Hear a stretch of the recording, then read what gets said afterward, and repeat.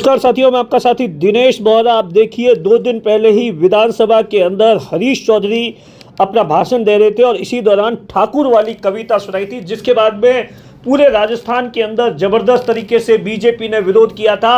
और इसी दौरान जब जब कविता सुना रहे थे, आखिरी के मिनट के अंदर ही रविंद्र सिंह भाटी ने पीछे से विधानसभा के अंदर बोला था कि रिफाइनरी कौन खा गया, और उसके बाद में जबरदस्त तरीके से रिफाइनरी विधानसभा के अंदर हंगामा हो गया था। बीजेपी और तमाम जितने भी लोग हैं, हंगामा हो गया था।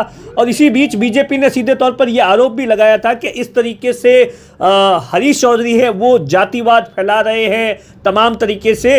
और उसके बाद में रविंद्र सिंह भाटी ने भी इस पूरे मामले को लेकर अपनी बात रखी थी और तमाम चीज़ों को लेकर बिना नाम लिए आरोप लगाया था।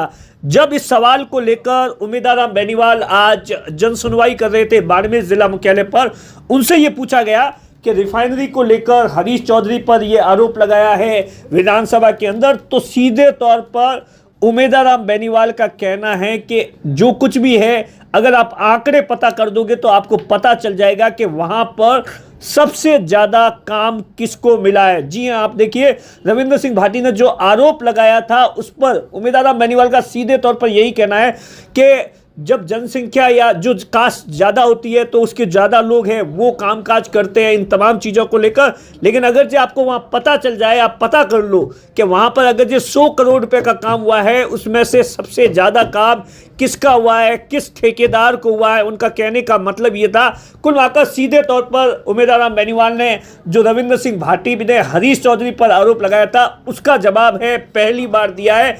क्या कुछ उमेदाराम बेनीवाल ने कहा है वो मैं आपको सुनाऊंगा। और इसी बीच कल शाम से हरीश चौधरी ने एक जो राजस्थान की भजनलाल सरकार है उसके एक आदेश पर, एक ऑर्डर पर जबरदस्त तरीके से आपत्ति दर्ज करवाई थी और उसी को लेकर कल से सोशल मीडिया पर चल रहा है। दरअसल राजस्थान पुलिस सेवा में ओबीसी वर्ग को 5 वर्ष मिलने वाली जो एक आयु की जो शिथिलता थी उसे खत्म कर दिया था, उस नियम को खत्म कर दिया था। इस पर हरीश चौधरी ने आपत्ति दर्ज करवाई थी और अब उमेदाराम बेनीवाल का सीधे तौर पर यह कहना है कि कुछ लोग हैं वो ओबीसी को लेकर भ्रम फैला रहे हैं तमाम चीज़ें, और जो भजनलाल सरकार ने जो एक नया नियम है उसको जो रद्द कर दिया, ख़त्म कर दिया है, इस पर आपत्ति दर्ज करवाई है। सरकार को वापस सोचना चाहिए। उमेदाराम बेनीवाल का सीधे तौर पर यही कहना है कि ये जो तमाम चीज़ें सरकार है वो ओबीसी को लेकर भ्रम फैला रही है। जो जनसंख्या की गणना, जिसकी ज़्यादा जनसंख्या है उसे आरक्षण मिलना चाहिए। इन तमाम चीज़ों को लेकर कुल मिलाकर भजनलाल सरकार पर निशाना साधा है, रविंद्र सिंह भाटी पर निशाना साधा है। क्या कुछ कहा उमेदाराम बेनीवाल ने, सुनिए। विधानसभा में जो है वो आरोप लग रहा है कि पूरी रिफाइनरी जो है वो खा गए हरीश चौधरी को। कौन खा गया? कौन खा गए, उस पर आपके क्या कहना रहेगा? विधानसभा में जो है वो आरोप लग रहे हैं। तो आरोप लगाने वालों को पूछो ना कि वहाँ जाके देखें, उठा के देखें कि किसने रिफाइनरी में सबसे ज़्यादा काम किया है।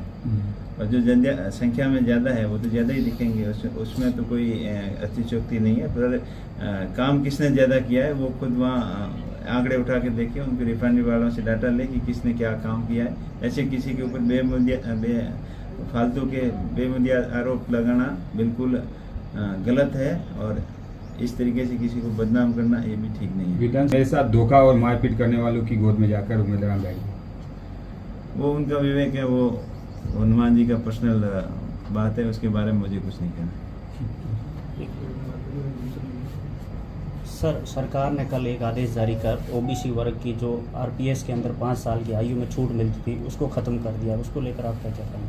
देखिए, ओबीसी के साथ में अन्याय कर रही है काफ़ी समय से, और वैसे ओबीसी को बदनाम कर रहे हैं कुछ लोग कि ओबीसी वाले हमारा दूसरी का हक खा गए। लेकिन ओबीसी हकीकत में गणना की जाए तो ओबीसी को बराबर हक नहीं मिल रहा है, और जो ये छूट ख़त्म की है आयु की, ये गलत है।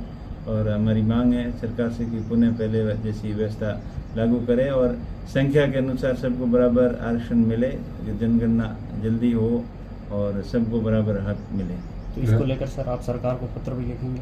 बिल्कुल पत्र लिखेंगे, मांग करेंगे कि पहले की तरह ओबीसी का हक कोई खाए नहीं। पहले भी इन्होंने काफ़ी छेड़छाड़ की ओबीसी आरक्षण के अंदर, रोस्टर प्रणाली के अंदर, जो भर्तियाँ वैकेंसियाँ निकालते हैं उसके अंदर, जो सामान्य कैटेगरी के अंदर भर्ती होता है ओबीसी का बंदा, उसको ओबीसी के अंदर वैसी ज़बरदस्ती गिन लेते हैं, गिनती ओबीसी के अंदर कर लेते हैं। इस तरीके की बहुत सारी अनियमितताएं हुई है। आज भी आईएएस आईपीएस के आईएएस के आरएएस के रिजल्ट उठा के देख लो, उसमें ओबीसी की जितनी सीटें मिलनी चाहिए उतनी नहीं मिल पाती है। कहीं न कहीं चाहे रोस्टर प्रणाली के माध्यम से और या किसी तरीके से पदों की गिनती के माध्यम से इसमें बहुत ज़्यादा अनियमितताएं हुई है, बहुत ज़्यादा गड़बड़ियाँ हुई है। तो मेरा प्रयास रहेगा कि इन गड़बड़ियों को ठीक करते हुए ओबीसी का हक कोई मारे नहीं। सर आपको के विधायक जो है उन्हें